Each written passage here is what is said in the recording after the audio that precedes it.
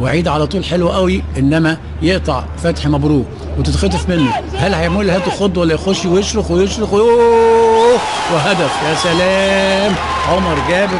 عمر جابر ادي الكوره السريعه، ادي الكوره السريعه، لا عجن ولا مشى، وانما واخد خط ستريت ورايح، وفتحوا له خط ظهر نادي الاتحاد بطريقه غريبه جدا جدا.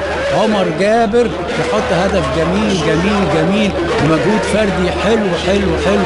وفي الدقيقه 15 عمر جابر في الدقيقه 15 من زمن الشوط الاول يخترق ويخش في حاجه غريبه جدا من دفاعات نادي الاتحاد. بص حضراتكم الكوره اهي راحت، دخل عمر.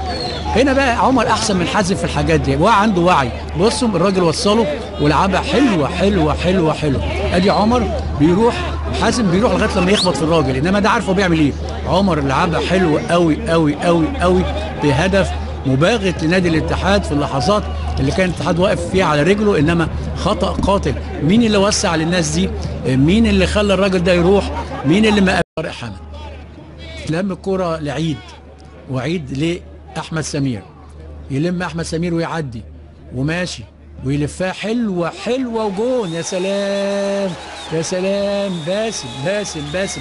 مش انت صاحب الهدف، اللي صاحب الهدف أحمد سمير، اللي يعني اللي دي الكرة اللي بنتكلم عليها، اللي هي فيها السرعة وفيها المباغتة، وبالتالي كورتين مباغتين لخط ظهر نادي الاتحاد يجهزوا عليهم.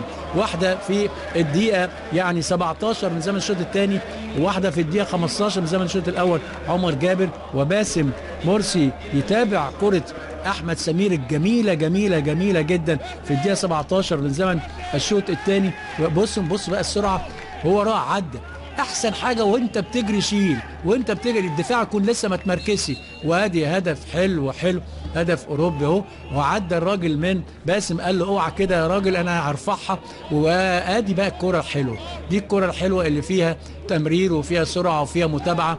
وفي الدقيقه 17 من زمن الشوط الثاني يؤكد نادي الزمالك تقدمه، وبلاش الحركات دي يعني عيب قوي، ويؤكد تقدمه بهدفين ضد